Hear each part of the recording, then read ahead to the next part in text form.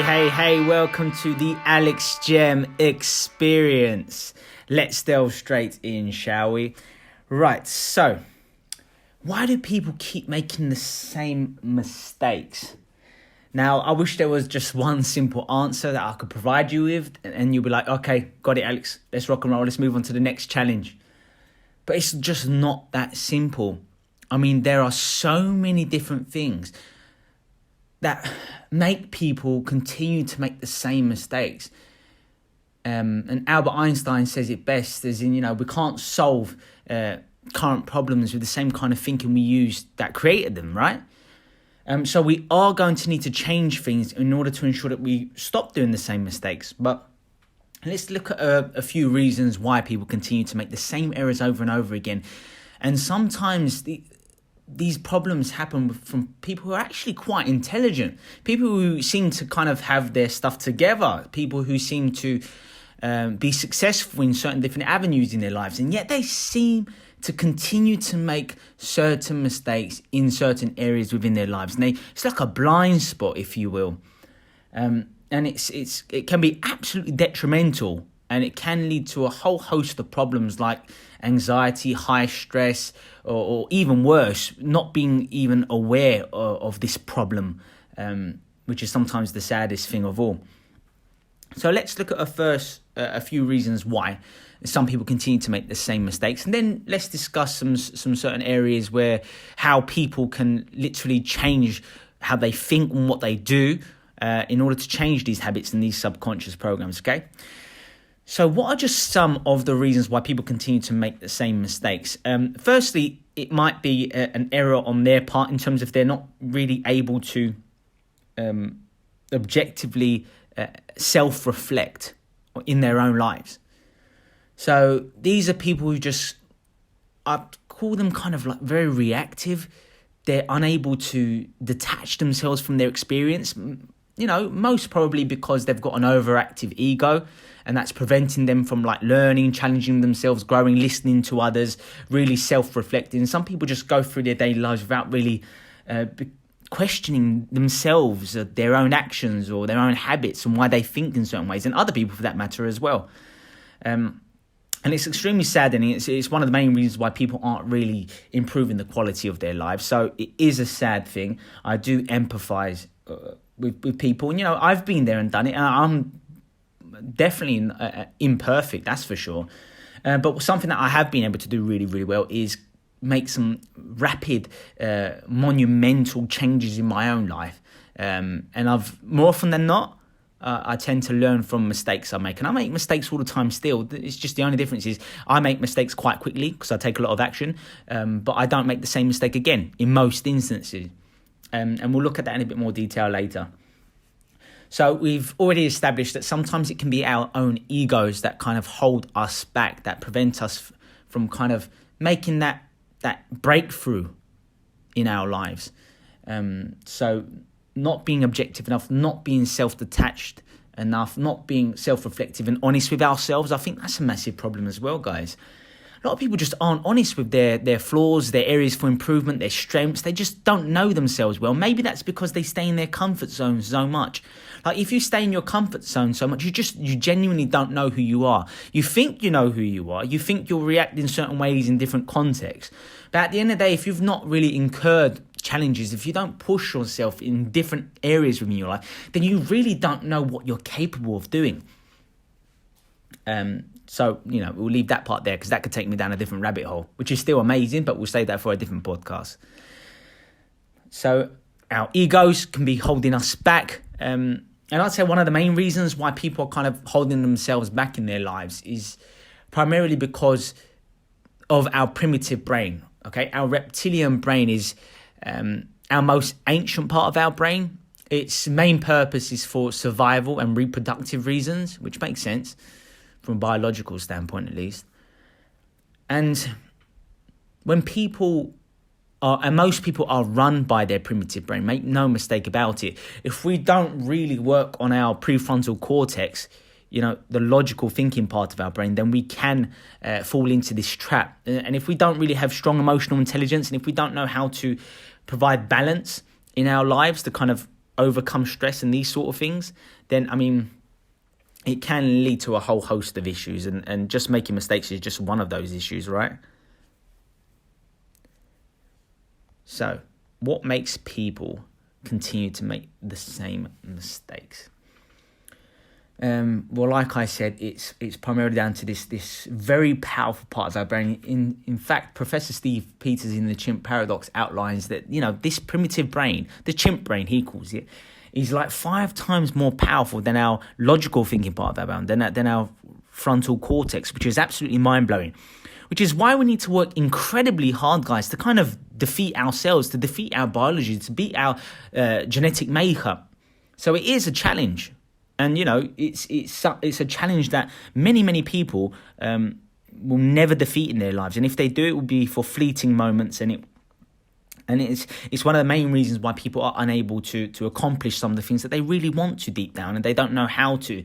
It's because they can't detach the different voices in their head, if you will. The voice that says 1 minute, who am I to think that I can launch a business? Who am I to think that I can invest and compound my money? Who am I to think that I deserve this job or this career path or this partner? Or who am I to think that I deserve to be happy and to laugh and to feel these wonderful things every day? And that's our primitive brain. Every time you have a thought that you dislike, that's your primitive brain talking to you. So that's one way to kind of stay on top of that, if you will. So the reason why people make mistakes primarily is because of their primitive brain. And shortly I'll outline some strategies to kind of defeat, or not defeat, that's the wrong verb actually. Instead I'll say work with. Because we can never defeat our primitive brain. There are different strategies like calming it down, appeasing it, giving it bananas, as Professor Steve Peters outlines. Giving it bananas means like giving it some short-term goals to keep it on track. Because if you say to someone, listen, if you improve your life drastically in this area or that area, you'll be rewarded for it 10 years from now. A lot of people, they're just not long-term thinkers. They need that more short-term gratification because that's their impulse. They want to feel good in the moment, unfortunately. And so we need to give ourselves bananas, if you will, to make sure that we make corrections in our lives and it prevents us from making mistakes. So it could be something short-term like, if I get through this or that, I'll go on a holiday in 2 months from now. Or if I do this and that, then I'll go on a shopping spree this weekend. Or if I do this and that and go to the gym and this and that, then I'll have my treat meal. So most people call it a cheat meal, but that's no good. Anyway, I digress again. So this can be a challenge for most. So the key here is to understand that our primitive brain is extremely strong, and there are different strategies, coping mechanisms, if you want to call it that kind of can keep us on track, to keep us ahead of ourselves. So people make a lot of mistakes because of their brain. People keep making the same mistakes, and it can be a form of self-sabotage, guys, as well. So by self-sabotage, I mean someone kind of messes up their own situation, maybe because they have a low self-esteem, maybe because, and these all relate to people not feeling like they are worthy or deserve success in certain areas in their lives, so they will self-sabotage, whether wittingly or unwittingly. It's just what people do. And when you self-sabotage, it can sometimes relate to making mistakes, right? So if a dozen times you've practiced something and then in the real moment, like you can't execute it, then it could primarily be because you're self-sabotaging because you don't feel like you are worthy of attaining whatever it is that you are after. Again, incredibly detrimental, incredibly sad, but happens a lot of the time. Sometimes we're aware of being self-sabotaging, and sometimes we're completely unaware of it. So something to be aware of. I don't know if that really helped much, but you know what I mean. So making mistakes. Why do we make mistakes? If we make mistakes on a continual basis, then it's because we've taught our brains that this is the way things are. Okay, so if you do a certain activity in a certain way often enough, then we begin to associate it with our identity, guys. And then it becomes an automatic response, or an automatic program, if you want to call it that. So say if you are used to making mistakes in social situations. Let's say that. So say every day or every few days, whenever you go out on a social gathering with friends or with acquaintances or with peers or colleagues or whatever it is. Say if you're always used to making a mistake, now it could be something really innocuous, something like tripping over or being clumsy or dropping something. And sometimes it could be a mistake like literally putting your foot in, well, not literally actually, metaphorically putting your foot in something, as in like you say something that comes across as rude or impertinent to others, and it could, ruin the quality of your relationships, for example. There are all types of mistakes that people make. So it can be a subconscious program, and it could lead to a belief. So like if you deep down believe that you don't deserve a certain position in your career, or if you feel like you don't deserve to have certain peers as friends, or if you feel like you don't deserve having a certain partner because he or she is incredible and incredibly talented or really gorgeous, and deep down you feel unworthy, then you might make certain mistakes with these people on a daily or regular basis. And if that's the case, then it's because that's what you've conditioned yourself to be like. It's become a belief. So a belief is just a neural pattern in your brain that's kind of been fired but also reinforced, something that's kind of been consolidated over time. That's just what a thought is. So a thought is when a ton of neurons kind of fire and organize themselves within your brain, and this leads to these kind of neural patterns becoming stabilized over time, and it produces, every time this kind of thought, this kind of connection of neurons in your brain become wired, every time it fires, it becomes habitual, and it becomes stronger and stronger over time, thereby leading to a belief.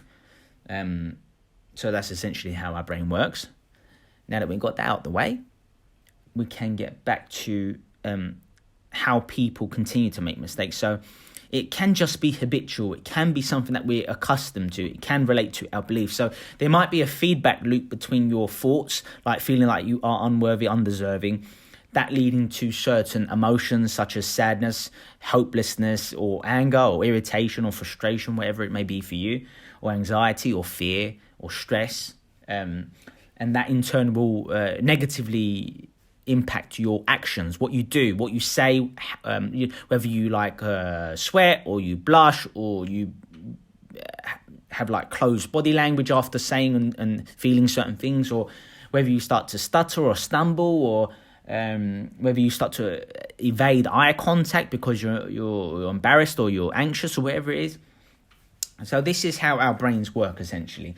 So making mistakes, as I've outlined at the start of this podcast, making mistakes to a degree is natural, but what is unnatural is doing the same thing over and over again. And this is what happens when we condition ourselves to live in the past. So what do I mean by living in the past? Well, if you wake up every single day and you do the same sort of things every single day, then did your brain really change at all? And this is a rhetorical question, because you should know that the answer is no. Your brain does not change if you do the same physical actions, the same routines, because if you continue to do what's familiar, then you will continue to think familiar things, right? So we think between 60 to 70,000 thoughts every single day, most of which are negative because of our primitive brain, like I outlined earlier. And most of these thoughts are, the same as the previous day. 90% or above of the thoughts that we have every single day are the same as the previous day, because most people live the same sort of day, kind of like Groundhog Day, if you will, on most days. Like you might go for a little holiday or this and that, or a little weekend away, but generally speaking, most people live a very similar life for substantial periods of time. And that's a big problem. That's why one of the reasons why people might continue to make mistakes quite frequently. So these are just some of the reasons why people make mistakes. It can relate to low self-esteem. It can be a consequence of our unconscious, our subconscious programs, our habits, essentially.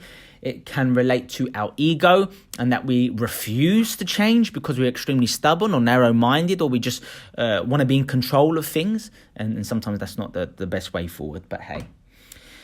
So there are a whole multitude of reasons why people might make mistakes. If people are clumsy, then that's a habit and a meta belief that you've built over time. No one is just like clumsy, right? We all do clumsy things sometimes. Like I said, no one's perfect. And yet we always, and not always, all of us also have moments of brilliance in our lives where we think, you know what, I'm proud of myself for that. I did a great job, or I performed better, or I spoke better, or I communicated more effectively than I usually did. Like, I'm on fire. Like, so we all have ups and downs, essentially. But when someone begins to condition themselves to believe that they make mistakes, that they're clumsy, that they're stupid, or this and that, and they're really being self-deprecating and extremely disparaging to themselves, this is where the issue insidiously pervades our subconscious, and we begin to gather references. So one of the reasons why people might make mistakes is because they have certain references, certain experiences they draw upon that support a certain belief. So say if a certain person thinks, you know what, I make mistakes in public, or I make mistakes when communicating with certain people, or I make mistakes when I talk to someone who's incredibly gorgeous and who I desire. Right? There are the many reasons why people will make mistakes. And it might just be because of the way we've conditioned ourselves, okay? And it's so say if you had 3 or 4 different experiences with different people in different settings, and it was like say you felt rejected because you made certain mistakes in your mind. What will happen is you'll begin to block together these experiences and kind of anchor yourself, if you will. So anchoring is when you gather different stimuli to support a certain behavior. So if you're gathering 4, 5, 10 stories, 10 experiences within your past, and you kind of fire that and you begin to develop a belief over time by thinking certain thoughts every single day, such as, I always make mistakes when this happens, or I always say the wrong thing during this moment in interactions, or whatever it might be. Then what will happen is you've come up with a belief, a belief relates to your identity, right? If you have a certain belief about yourself, then that communicates your personality and what you believe about yourself. So essentially what I'm saying here is that because we are living in the past, because we've got so many references that lead to negative beliefs about us being clumsy or undeserving or silly or stupid or just not thoughtful, or someone who's just not someone who just continues to make mistakes, then that's what we're going to attract, right? It kind of relates to the law of attraction in that department. So we're going to need to change our beliefs if we're going to need to stop making the same sort of mistakes in our lives, yeah? So you might want to take a moment to kind of think about the certain mistakes that you make in your life, if you want to make this extremely personal, and if you want to take as much as you can from this particular podcast. So these are some wild challenges that we face. So you should become aware of many reasons why people might make mistakes in their lives. So by mistakes, guys, make no mistake about it.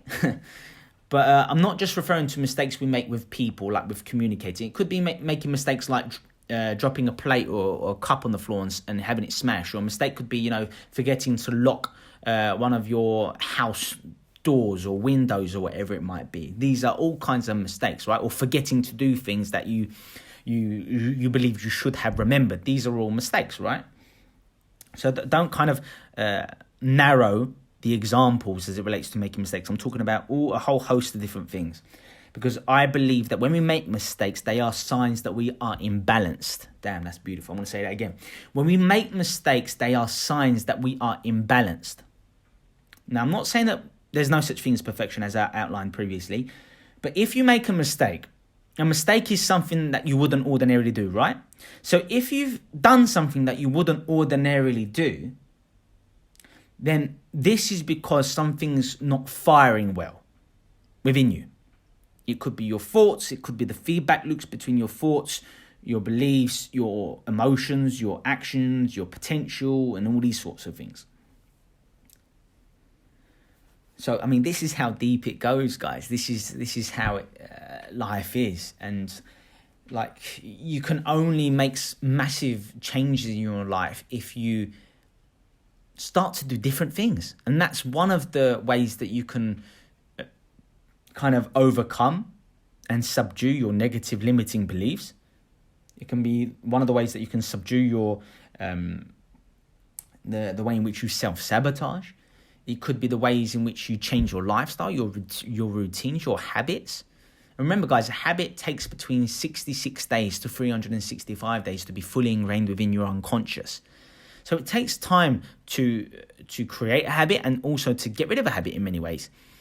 But there can be a key experience that will trigger you to not make the same mistake again. And that all comes down to emotional intensity. So say, for example, let's use the example of approaching someone who's quite attractive. Say you're a single person and you're approaching someone who you desire.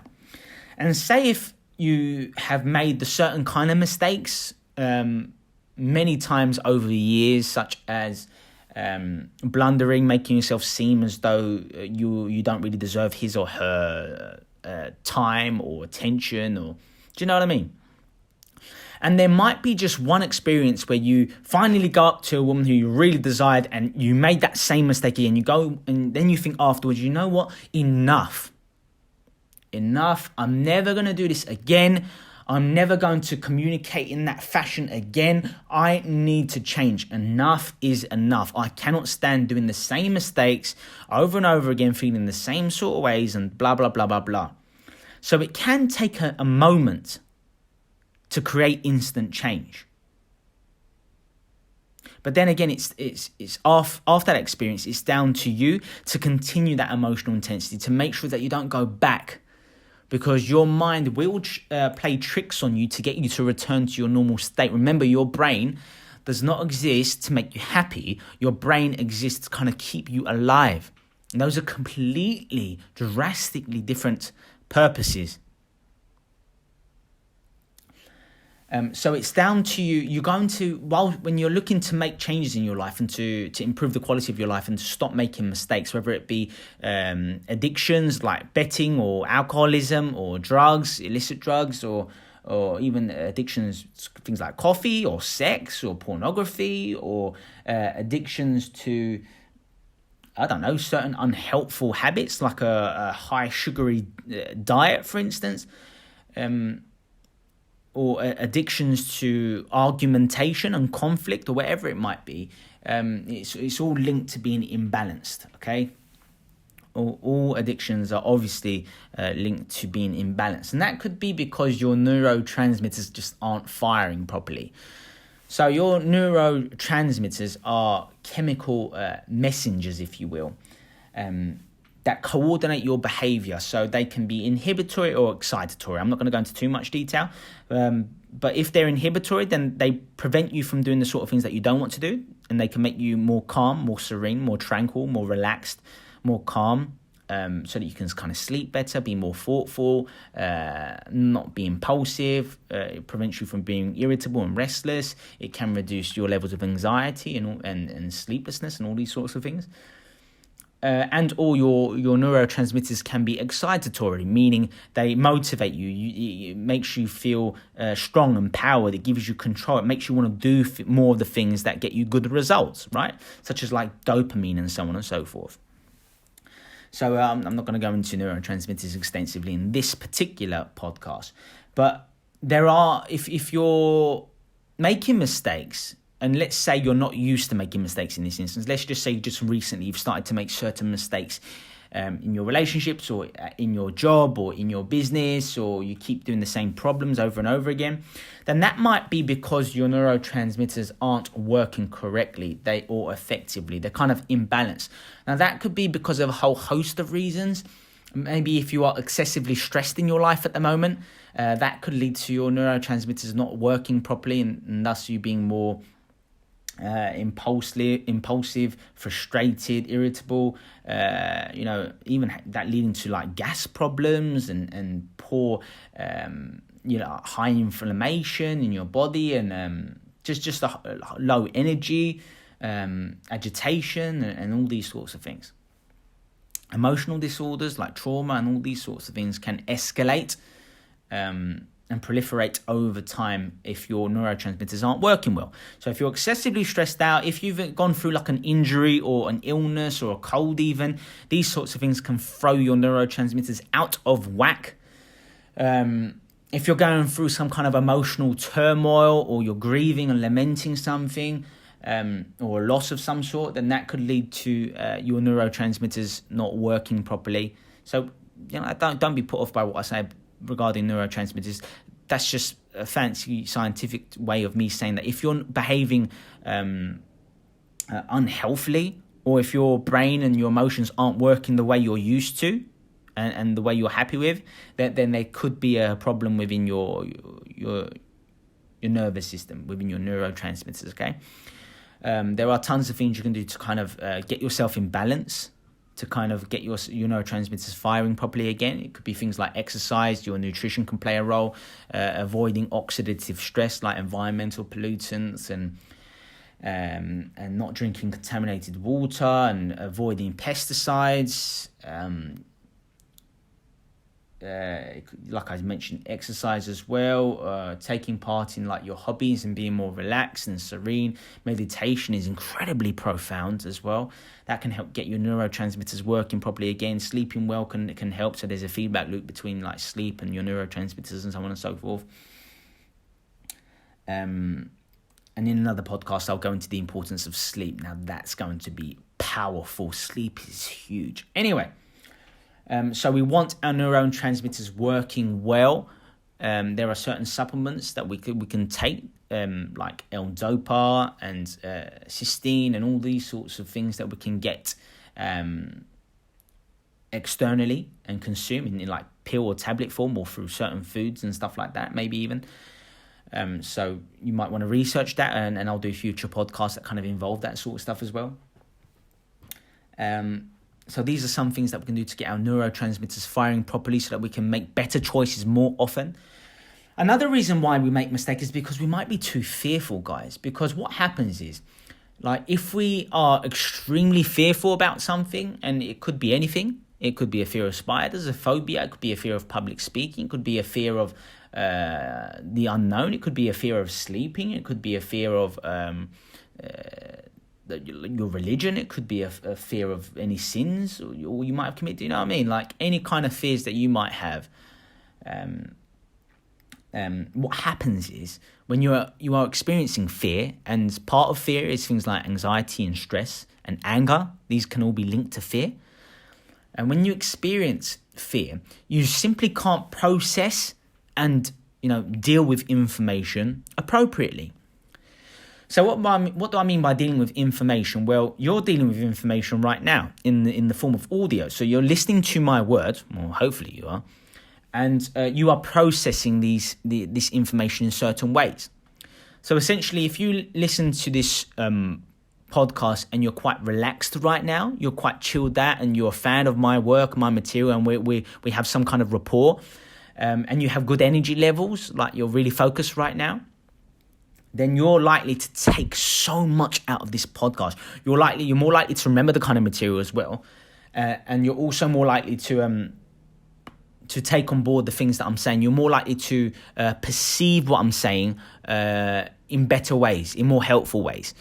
Whereas, say if you listen to the exact same podcast a week from now, but in a week's time, like your neurotransmitters weren't firing properly, you had poor quality sleep, you're angry, you had an argument with your spouse or with your children or with your employer, your employees, whatever it is, then you might not deal with this information the same way. You might not firstly maximize the learning that's taking place here. You might disagree with my ideas more often. You might not comprehend things as well as you could have. You might choose to perceive me more negatively because of your state and the amount of energy you have within you for different reasons, of course. And not just audio, the same applies for looking at things, looking at people, gathering experiences. The way you perceive things are incredibly vital in terms of you making the most of a situation, performing, being productive, or making more mistakes and not executing things well, or as well as you could have. So people might make mistakes because they're fearful.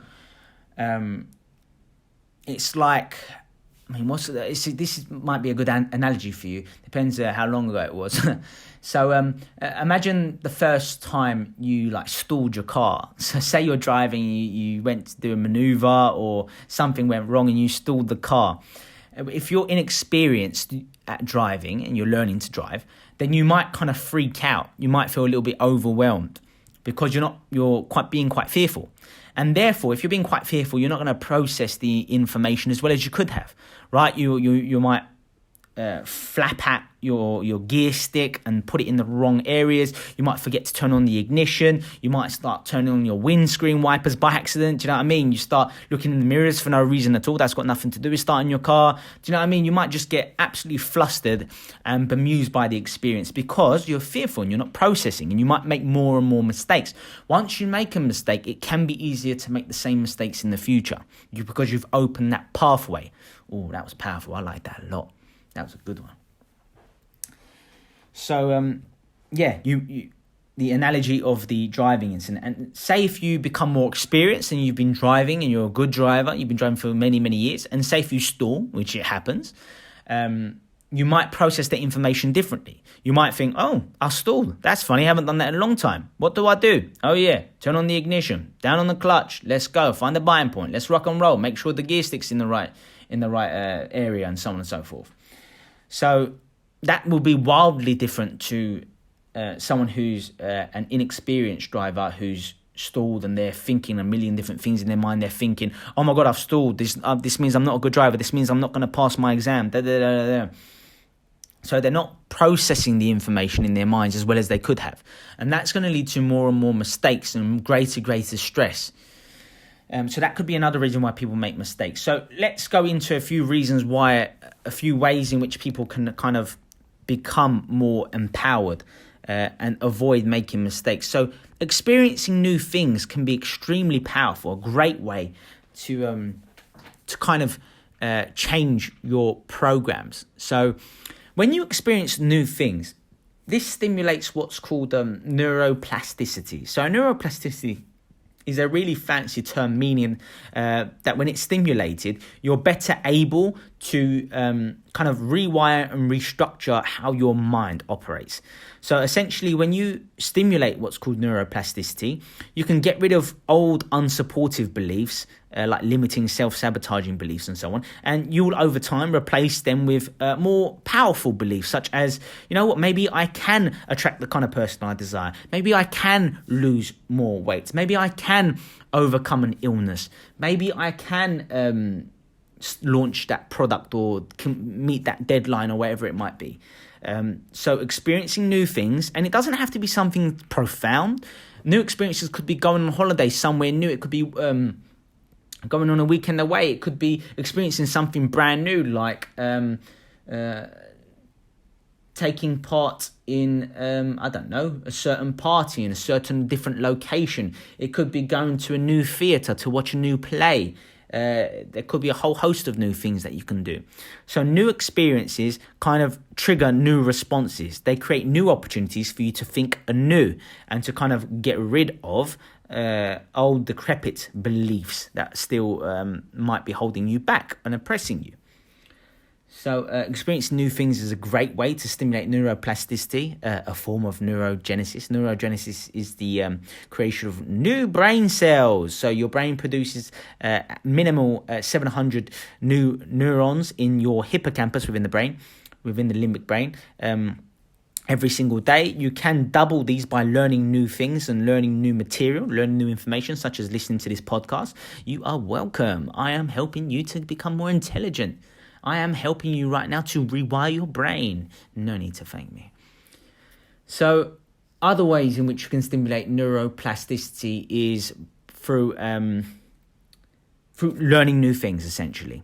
So it could be really substantial things like philosophy, learning about a religion or a practitioner you follow. It could be learning about a certain artist. It could be learning about how the brain works. It could be learning about me. It could be learning about a sport that you're interested in, a hobby that you're interested in. As long as you're learning new things and gathering new information, that stimulates neurogenesis. It stimulates neuroplasticity and so on and so forth. So learning new things, experiencing new things, developing skills. And this is where Milahi, and I forget his surname, kills me, but his outstanding novel, I wouldn't call it a novel, book, Flow, is magnificent. And if you can experience flow and challenge yourself progressively in certain hobbies and skills, then over time that will stimulate neuroplasticity, it will stimulate neurogenesis, it will lead to you becoming more and more advanced, constantly challenging yourself appropriately, the right amount of challenge. And experiencing flow can be a wonderful way of becoming smarter, improving your cognitive function, increasing your energy levels, rewiring your beliefs and how your brain works, so that you can avoid making mistakes. So how else can we avoid making mistakes? By stimulating neuroplasticity. Well, you can also stimulate what's called BDNF, brain-derived neurotropic patterns. Okay. So factors. Sorry, got that one wrong. So why would you want to stimulate BDNF? Well, it's incredible because firstly, it increases the amount of connections made within the neurons within your brain.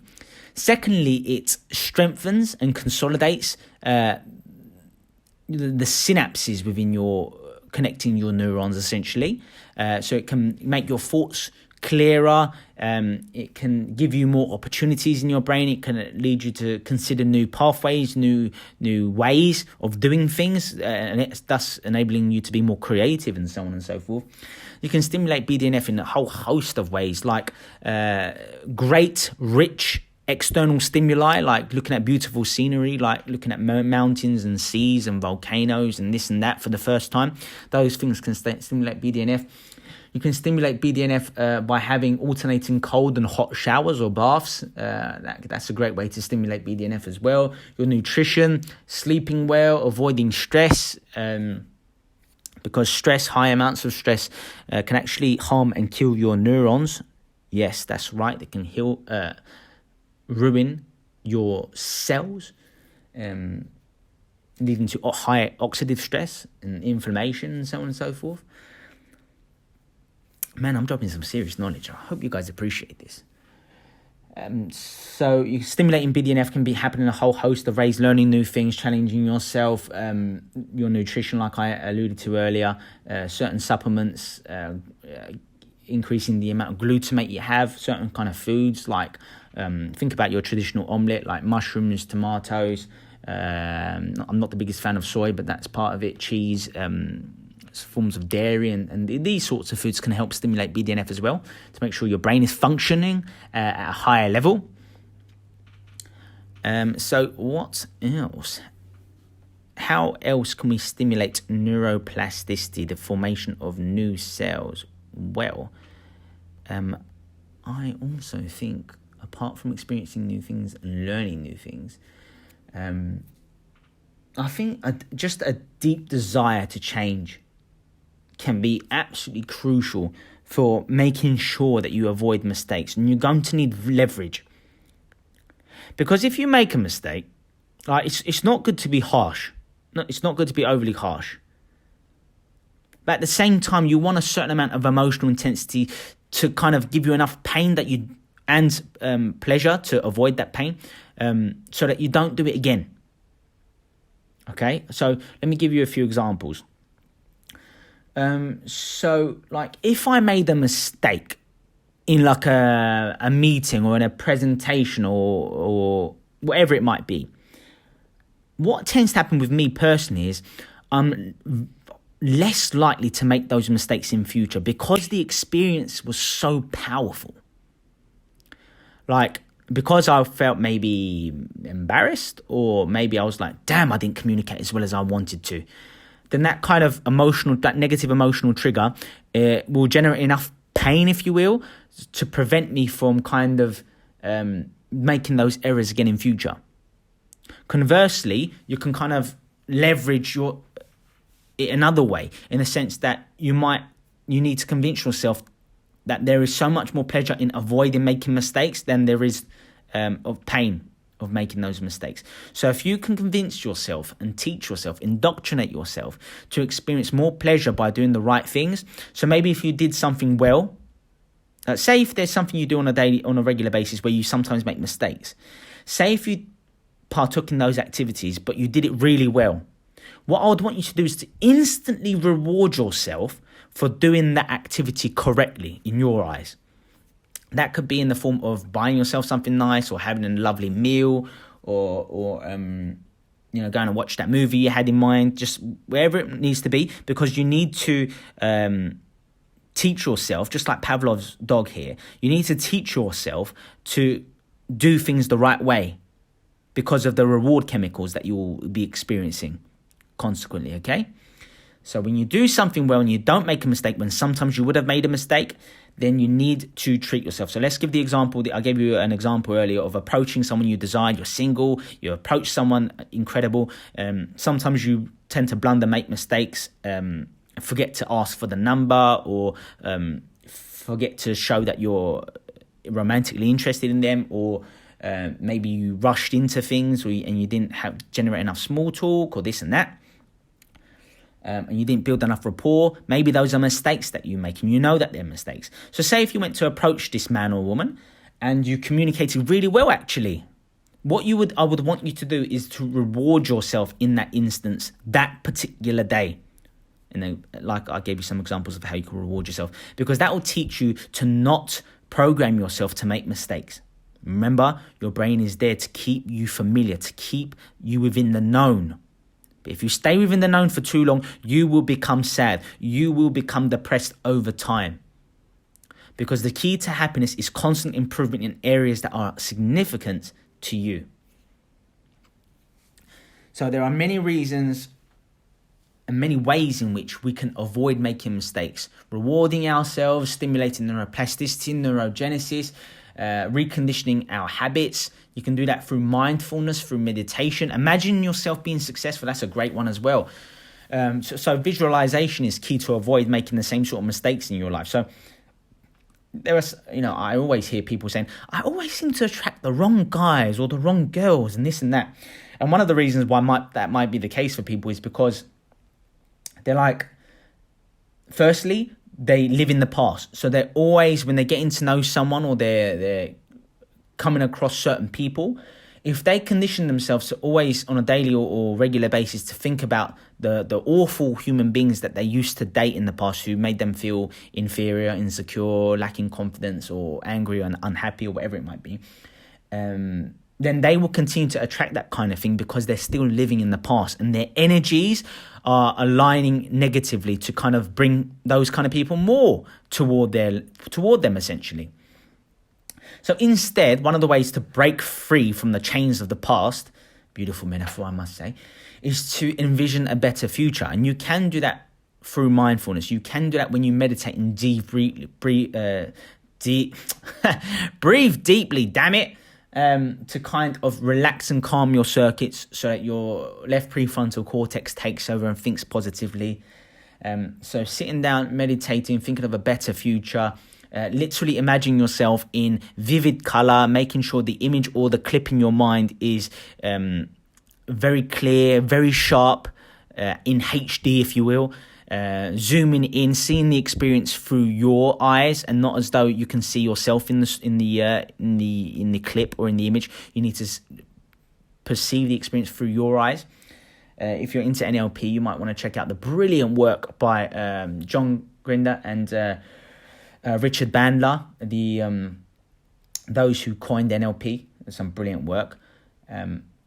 You might want to see it through your eyes as though you were experiencing right then and there live, rather than seeing it like through a portrait or seeing it as though it's a cinema experience. You need to feel as though you are in that moment. In vivid color, powerful, bright colors, zooming in, associate sounds and noises or words if that will bring the experience alive even more. These are great ways to stimulate a better future, because your unconscious cannot tell the difference between what is real and what was previously imagined.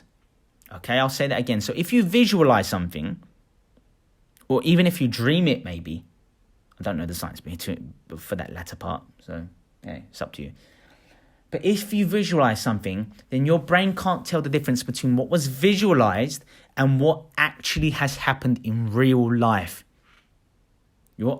So essentially what I'm saying here is, if you visualize yourself being more successful, making fewer mistakes, doing things the way you want to do them, living your ideal lifestyle, if you imagine this enough and it overpowers your negative thoughts of when you failed and you made mistakes in the past, then you can recondition yourself.